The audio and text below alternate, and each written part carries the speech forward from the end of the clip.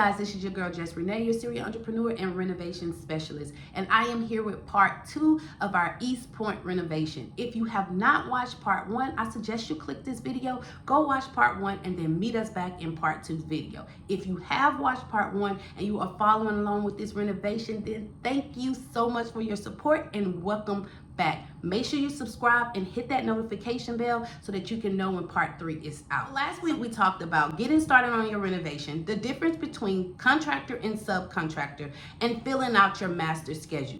This week we're going to be jumping into week 1 and 2 of the project. Now guys, at the end of this video I have a surprise how-to video, so make sure you stick around for that. All right, let's jump into week 1, guys.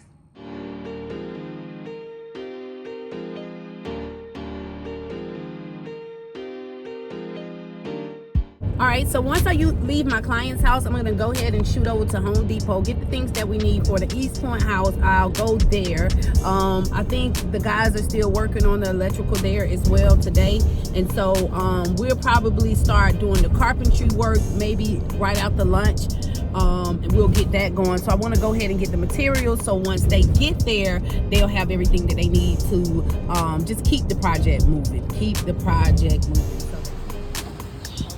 And then we should be fine, right? You going 4? No, and I'm going to Streetway. Yeah. Okay. All right. Thank you. Okay, guys, I'm here at the East Point house. We've gotten the electrical done. They've centered the lights. Well, for the most part, I think we still have to center the light in the bathroom.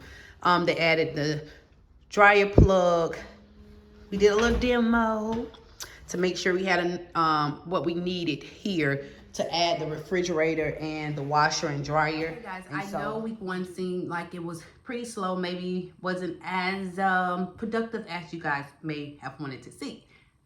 That's the reality. Sometimes you have to wait on your subs to finish another job before they can come and start your project, especially with this project, because I got such a late notice that we were getting started. Although we had done the walkthroughs and we had done everything, I had met with the different subs, so they all knew that the project was coming, but we didn't have a date. And so I think it was Sunday, maybe around 10 o'clock that night, that I received the email that the budget was a go and we can get started. We signed the contract and I got the check on that Monday afternoonish.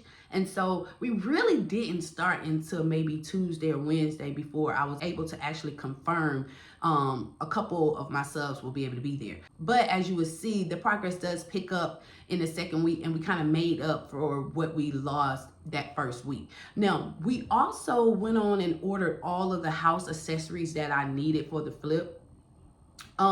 That's a really important thing to do early on, because some of those things take time and some of them you may actually need for that particular phase that you're in. For example, if you're changing out your shower valves, you're going to need to order that soon because the plumber will need that in this roughing process. All right, so you don't want to wait until you're at the end and then begin to order your shower faucets. You want to make sure that's something that you order early on so that your plumber will have that to install before the towel is installed. So I kind of started doing those decorative things early on, and I know it may seem like it's too early, but trust me, when it's time to start hanging up those things, hanging up mirrors, trying to start actually completing your project, you do not want to be waiting on back order. Go ahead and have those things ordered at least your first to second week in your project. Now, a lot of times in your first week or two, it may seem a little bit overwhelming because that is when you found out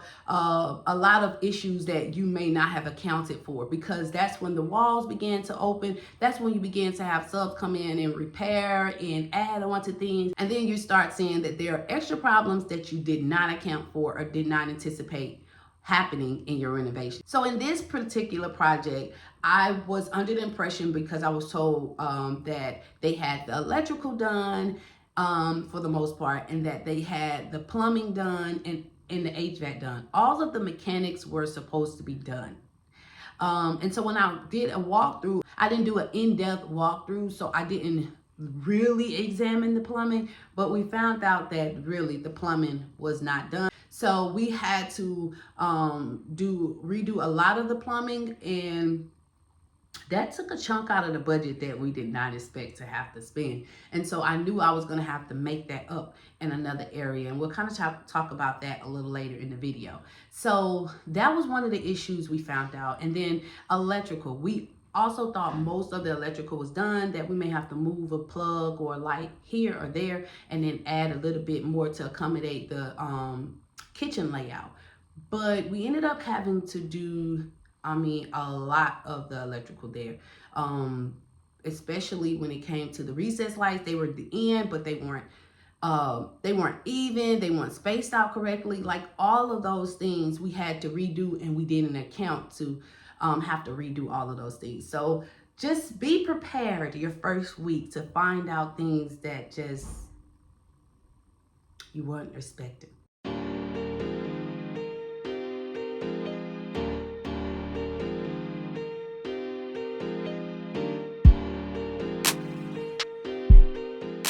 All right, guys, so this is week 2. At this point, we got a lot. We got our wall open here for our refrigerator. Washer and dryer will be going there next. Today we have plumbing coming in. We have tile getting started. We have drywall getting started.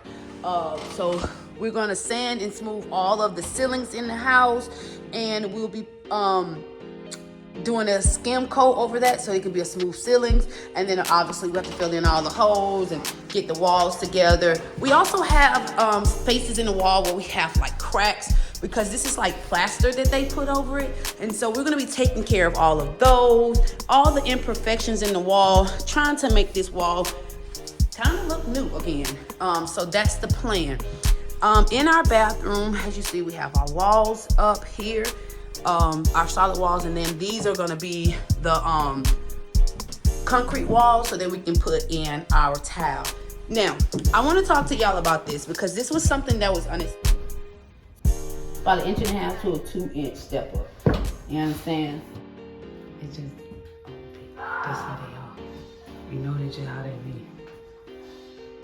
All right, we're coming along. We got one wall almost done. The smaller tile does take longer. We got floor tile in though. Coming together.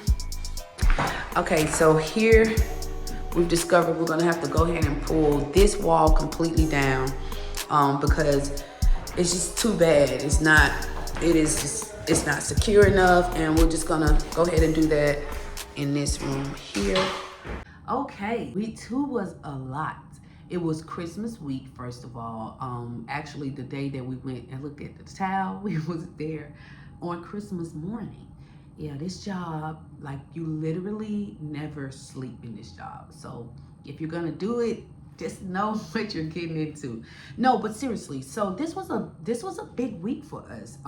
We got demo done, we got drywall pretty much done, and we had the issue with the floor in the bathroom. Let's talk about that for a second. I was really disappointed with that. Like, y'all, I tried to figure out a way to do that.